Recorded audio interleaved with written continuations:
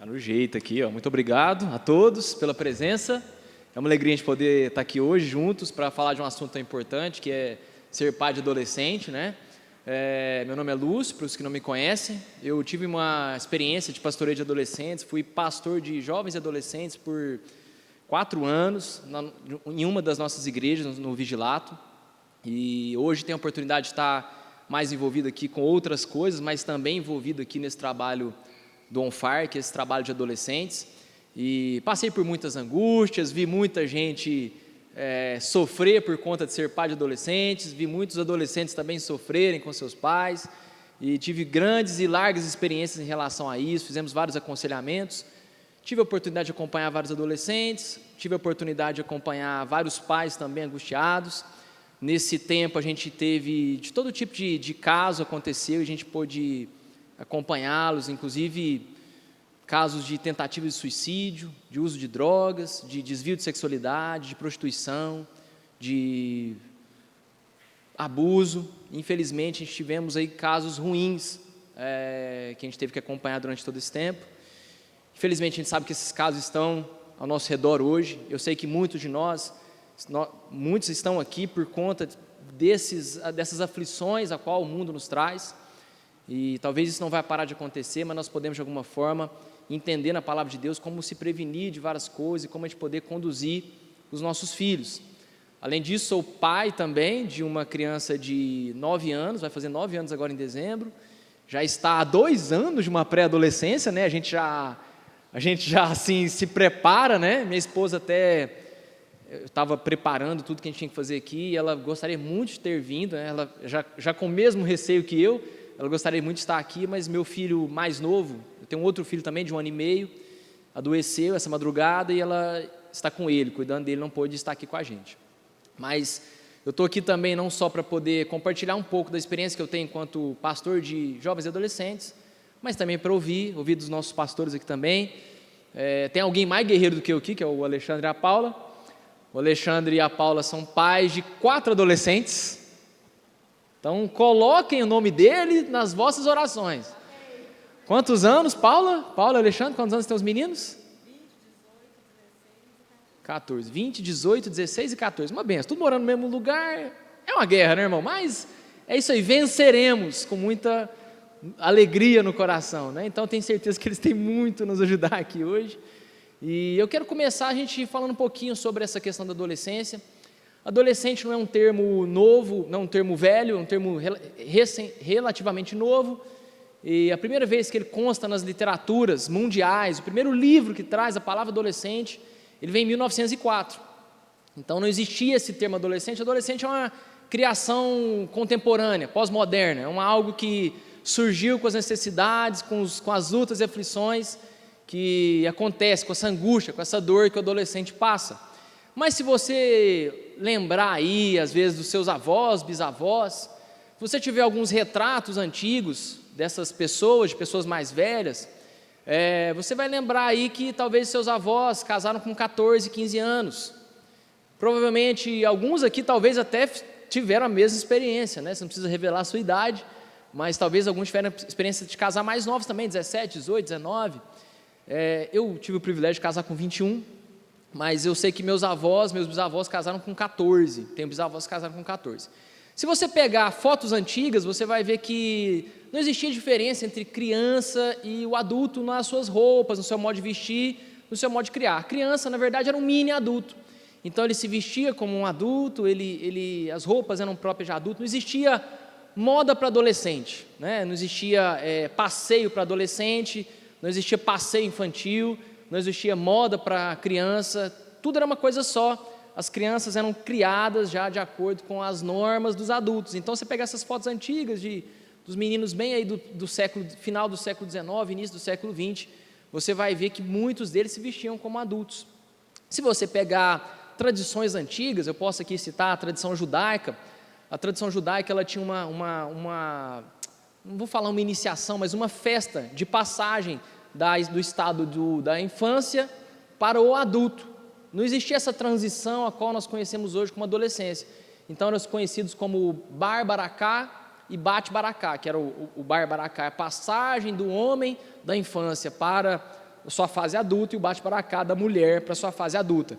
Então o menino convivia ali até os 12, 13 anos, e a partir dali ele era considerado como homem pela sociedade, e ele tinha toda a condição de ser homem, e de fato tinha mesmo. Se você pegar alguns relatos bíblicos aí, você vai ver que o próprio Jesus, com 12 anos, já se comportava como um homem. Eu acho bem interessante, existe apenas um capítulo da Bíblia que fala sobre essa adolescência de Jesus, esses 12 anos, quando Jesus tinha 12 anos, e mostra que ele estava junto aos doutores, debatendo as coisas que interessavam, como ele diz, né, ao meu pai, né, ele se referindo a Deus. E o que eu acho mais legal aqui na história, a mãe de Jesus só sentiu falta de Jesus depois de 3 dias de caminhada. Então pensa para você ver. E eu já fiz até algumas brincadeiras aqui com os meninos, né? Às vezes, quando a gente vai falar com jovens, adolescentes, eu peço para que cada um tire o seu WhatsApp do bolso, se é que já não está na mão deles, né? E eu falo assim, me fala qual foi a última hora que a sua mãe falou com você. E a maioria deles falou tem 2, 3 horas, ou falou naquele mesmo dia, ou falou naquele mesmo período. E eu falo, tá vendo, a mãe de Jesus demorou 3 dias para lembrar de Jesus. Porque Jesus era extremamente responsável, adulto, homem, maduro o suficiente, para que a mãe dele caminhasse, lembrasse. Aí 3 dias depois ela lembrou, já estava em outra cidade, teve que voltar atrás, ir lá e buscar ele. Mas isso era a forma do antigo ser criado, né? Então as coisas vieram a acontecer. Então em 1904 tem esse primeiro relato da adolescência, de que começa a se criar um ser chamado adolescente. De onde isso vem, né? Não está igual o Fantástico aqui. De onde vem o adolescente, né? Fantástico não, o Globo Repórter, né? De onde vem o adolescente, para onde ele vai, o que ele come. Então, quero falar um pouquinho disso aqui com vocês. E então os adolescentes, eles eram, os homens com 13 anos já eram considerados como homens, as mulheres com 13 anos já estavam prontas para o casamento. Então, não tinha muita expectativa nem do coração do homem de 13 anos, nem da mulher de 13, 14 anos, sobre relacionamento, sobre ter filhos. Não tinha chá de bebê, não tinha mêsversário, entende? Não tinha essas coisas contemporâneas. E como não tinha muita expectativa, a mulher já era criada para ser mãe, e o homem, com 13, 14 anos, já ia para a roça, ia trabalhar, ia fazer alguma coisa para que ele fosse produtivo, e ele pudesse sustentar a sua família. Então, a mulher tinha uma única e exclusiva função nessa sociedade, que era cuidar do seu filho. E o homem tinha uma única e exclusiva função em relação à família, que era cuidar, suprir da família, suprimento externo, né? Então, eu até brinco muito com os homens, às vezes, porque nós hoje vivemos numa sociedade que está depondo contra nós, né? Porque o homem, antigamente, ele já saía quando ele saía para pescar, para caça, ele voltava com aquilo era uma alegria para casa, né? Porque ele chegava lá com aquele pedaço de carne, aquele leão morto, ou sei lá, qualquer coisa que fosse para o alimento daquela família, e a família se alegrava, né? E hoje, toda vez que eu vou ao supermercado, peço para o açougueiro moer um pedaço de carne para mim, eu fico olhando aquela carne sendo moída, e aquilo vai depondo contra mim. Eu falo, eu sou um inútil, porque eu compro a carne moída, né? Então isso acaba que a própria masculinidade foi sendo ferida, a feminilidade também de alguma forma do mesmo jeito. E se uma mulher antigamente ela era própria para criar o seu filho, ela vivia aquilo ali, ela começou a passar algumas decepções na sua vida. Então a Primeira Guerra Mundial vem e traz um sentimento novo para aquelas famílias. Eu estou contando um pouquinho de história, não estou aqui falando nem contra nem a favor de nada, ok? É só fatos históricos. Então a Primeira Guerra Mundial vem e as mães e os pais começam a ter a primeira vez um sentimento de perda de seus filhos, porque os filhos iam para a guerra e muitos deles não voltavam mais. Então pela primeira vez as mães começaram a ter perda dos filhos. Então, como vocês sabem, um filho que perde o pai ou a mãe, ele é um órfão, mas um pai ou uma mãe que perde um filho, não existe ainda um consenso de denominação sobre essa pessoa. Tamanho é o desastre emocional que isso causa. E as mães passaram pela primeira vez a frustração de perder os filhos com a Primeira Guerra Mundial.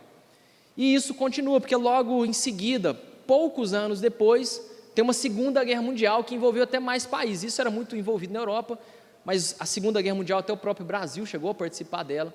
E essa sensação de perder os filhos se amplia. Então as mães que tinham seus filhos, que criavam, que davam ali o peito, o seio, o cuidado com seus filhos, começam a perder os seus filhos muito cedo, e isso traz uma frustração. A primeira frustração inconsciente que traz as mães é de que será que vale a pena, de fato, eu dedicar toda a minha vida à criação de um filho, sendo que ele pode morrer tão novo? Primeiro ponto é que as mães já começam a duvidar se realmente aquilo valeria a pena. Isso é inconsciente, isso acontece de forma inconsciente. Tanto isso acontece que as mães começam então a sair para o mercado de trabalho. Elas começam a dominar algumas coisas que antes elas não tinham acesso.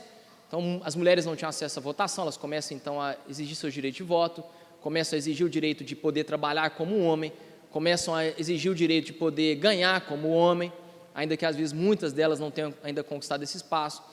Existia o movimento feminista agora as mulheres também querem usar calça, como os homens usam naquela época, e elas também começam a exigir isso, e começam a falar assim, bom, eu não posso dedicar a minha vida a um projeto chamado filho, eu quero dedicar a minha vida a mais coisas.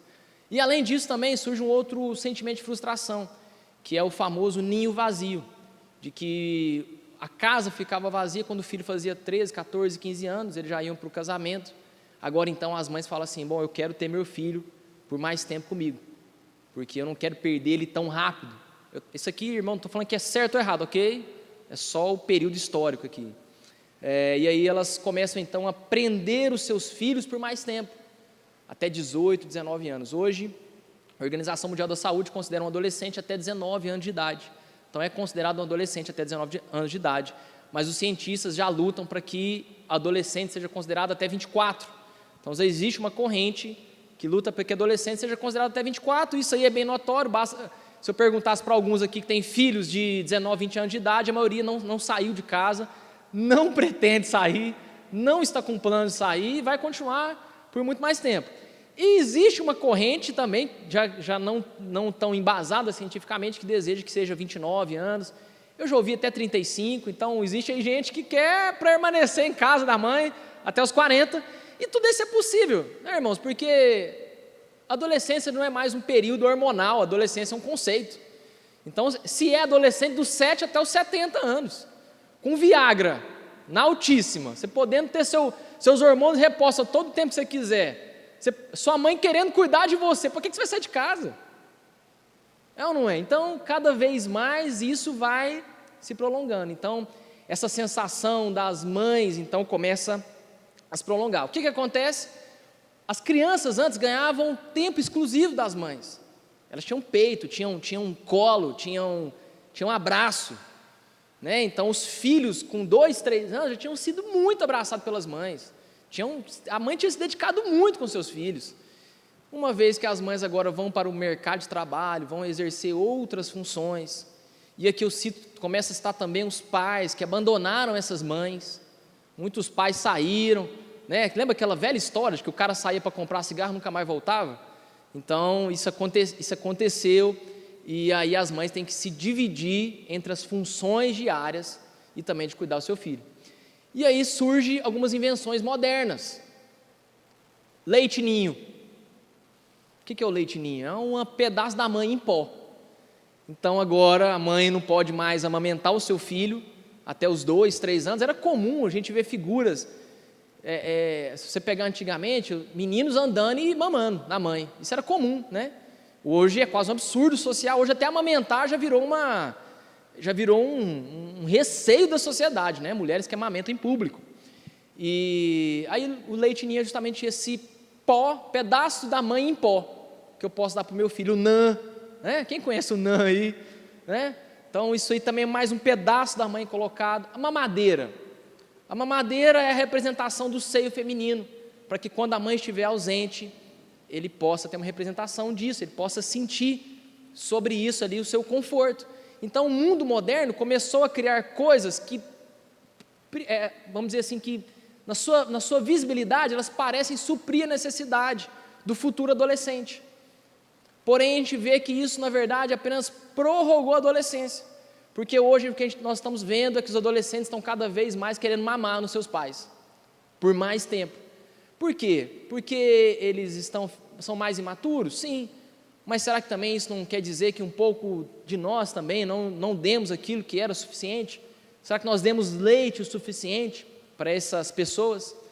Cria-se então uma melancolia em cima do adolescente, porque agora o adolescente é um homem formado, uma mulher formada em todo o seu físico, hormonal, tudo. Se você pegar um adolescente de 13 anos, ele é capaz de procriar, e ele não tem dúvida de como faz isso, não é ou não é? Sabe exatamente. Uma mulher, tudo, eles têm toda a condição de ter um filho, condição física de ter um filho. O problema é que às vezes eles ainda estão mamando nos pais e não tem essa cabeça, o corpo está pronto, mas a mente, por isso que a adolescência não é mais o corpo, é o conceito. O corpo está pronto, mas a mente é falha. As adolescentes de 1970, 1980 experimentaram um pouco dessa angústia, porque foi a primeira geração criada sem colo. Foi a primeira geração de adolescentes criada sem o seio da mãe em tempo exclusivo e integral. E elas experimentam isso, gera isso uma melancolia, e elas não tinham com quem desabafar sobre os seus sentimentos. O que elas começam a fazer? Começam a escrever diários, porque eu preciso expor essa melancolia, essa angústia que eu estou passando em alguma coisa. E elas começam então a estabelecer diários, e começam a escrever, e começam a materializar todos os seus sentimentos, nos antigos diários que talvez algumas das mães aqui hoje tiveram também, né? Fizeram parte aí da adolescência. Hoje, obviamente, você não precisa disso mais, porque você pode expor isso no Instagram, no Facebook. Toda essa melancolia, a gente vomita ela nas redes sociais. Então, se você pegar as redes sociais dos jovens, adolescentes, você vai ver ali um vazio, um tempo todo querendo encontrar uma identidade, um propósito, algo que possa, de fato, eu preciso falar o que eu estou passando, eu preciso me comunicar, eu preciso expor isso aqui o tempo todo. E vem então uma segunda geração de filhos, agora ainda menos criados com o colo da mãe. Então hoje nós temos uma geração de muitas babás, de muito leite ninho, de muita mamadeira, de muito mêsversário. Eu não estou criticando essas coisas, ok? Meu filho usa leite ninho, assim, não estou aqui, eu estou aqui só constatando algumas coisas que nós estamos vivendo. E infelizmente acaba que isso, eu não tenho nada contra a mulher exercer a função no mercado de trabalho. Eu não tenho nada contra isso, de forma nenhuma. A única coisa que nós temos que constatar é como nós vamos, então, tapar alguns buracos que ficaram emocionalmente. Não só pelas mães, mas os pais também são tão responsáveis quanto isso em todo o processo. Outra invenção moderna é o center shopping, o shopping center, que é um lugar extremamente seguro, onde eu deixo os meus filhos e eu fico tranquilo que eles vão apenas ficar naquele ambiente com ar-condicionado. Então, eu não quero deixar meu filho numa praça, eu não quero deixar meu filho, ele é um adolescente, mas ele não tem maturidade de um adulto. Então, os shoppings cada vez ganham mais pujança aí, mais capacidade de pessoas, mais volume de dinheiro. Se você for num shopping, toda a moda, tudo aquilo que se faz lá é criado pensando no adolescente. Então, posso falar aqui, minha formação, eu sou publicitário, de formação profissional, e eu te falo que tudo aquilo que a gente pensa primeiro no adolescente, porque se o adolescente comprar a ideia, o adulto depois compra. Por quê? O adolescente comprando, ele se sente que ele então rompeu a sua barreira com seu pai, e o adulto de 40 anos, comprando a roupa do adolescente, ele se sente um adolescente, entende? Então, sabe aquele tiozão que chegou nos 45 anos de idade, falou, agora eu quero comprar uma Ferrari, eu quero comprar uma Harley Davidson, eu quero, entendeu? Ele começa a querer ter seus brinquedos de adolescentes. Eu também não tenho nada contra isso, eu estou só fazendo também de novo uma constatação. Então acaba que o shopping ganhou muito esse espaço, justamente por conta disso. E hoje, cada vez mais, nós estamos distanciando a nossa linguagem dos nossos adolescentes, e nós precisamos tentar retomar. Eu quero citar aqui uma história que eu sempre lidei com adolescentes, eu sempre tentei assim, sempre não, né? Algumas fases da minha vida eu tive a oportunidade de pastorear adolescentes, tive a oportunidade de casar muitos deles, tive a oportunidade de batizar alguns. Então assim, tive muitas coisas que aconteceram. E eu lembro que nas pregações, às vezes, a gente sempre falava para os meninos, né? Não adianta, irmão, vocês ficarem reclamando da vida de vocês, do pai de vocês, sendo que vocês não lavam nem a louça da casa de vocês. E eu até falava assim, olha, talvez se eu falar para o pai e a mãe de vocês que vocês saíram aqui e aprenderam a lavar a louça de casa, nós vamos ter um culto pentecostal, os pais vão vibrar, né? Vai ser um avivamento, né? Nesse dia. Mas eu ouvi, uma certa vez eu ouvi uma história de um pastor, e de alguma forma a princípio eu achei aquilo meio nada a ver, mas depois eu fui entender o que ele queria dizer.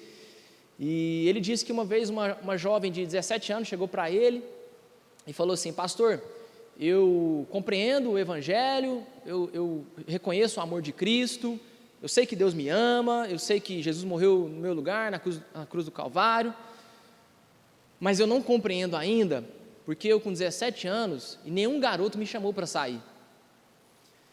E na hora eu falei assim, que coisa retardada, né? A menina falando de cruz de Cristo e tal, e pensando em se um garoto chamou ela para sair ou não, mas isso exprime como os jovens têm um desejo de aceitação, e como às vezes nós estamos longe daquilo que são as necessidades, as conversas e as histórias deles. Para nós aqui talvez, que já passamos muitas decepções amorosas, tomamos muito fora na nossa vida, já passamos e rompemos várias barreiras, a gente viu que muitas dessas coisas não valem nada a pena, não é verdade, irmãos? Pensar nas nossas frustrações de adolescentes, isso não faz sentido nenhum, mas pensar num adolescente de 17 anos que está passando por isso faz muito sentido para ele. E eu achar que isso é uma coisa besta, eu achar que isso é uma coisa ridícula, me mostra que eu não estou conseguindo de fato entender o que está passando no coração desses jovens. Então hoje eu quero que nós estamos aqui para abrir o nosso coração, para que a gente possa de fato alcançar o coração dos nossos filhos. A Bíblia fala, o último versículo do Antigo Testamento diz assim, que o Senhor faria que os pais converteriam o seu coração aos filhos e os filhos aos pais. E eu creio nisso, e nós estamos aqui para trabalhar isso. E eu vou deixar aqui duas questões, eu quero encerrar essa primeira parte, quero passar aqui para os nossos pastores também fazerem seus comentários, mas eu quero deixar duas reflexões. Primeiro, você talvez está passando uma situação muito difícil com o seu filho, adolescente, talvez não consiga compreender algumas coisas que acontecem com ele, algumas angústias. Nunca se gastou tanto com psiquiatra, psicólogo, como nós estamos gastando nessa geração. Isso não é errado, não estou falando que isso é errado, mas muitas pessoas nos perguntam, é possível fazer diferente? E eu quero te dizer, sim, é possível fazer diferente. É possível, talvez, eu tendo errado tanto na minha vida, eu fazer diferente a partir de hoje? Sim, é possível fazer diferente a partir de hoje. Talvez a gente vai ter que fazer alguns esforços a mais nos próximos dias, nos próximos anos, mas eu te garanto que é possível. Deus pode renovar tudo e fazer tudo novo, e nós podemos ganhar o coração dos nossos adolescentes. Então que a gente esteja aberto para que a gente possa entender tudo aqui, compreender, falar, perguntar, e a gente abrir o nosso coração enquanto família para receber isso e entender isso pela graça de Deus. Amém? Deus abençoe.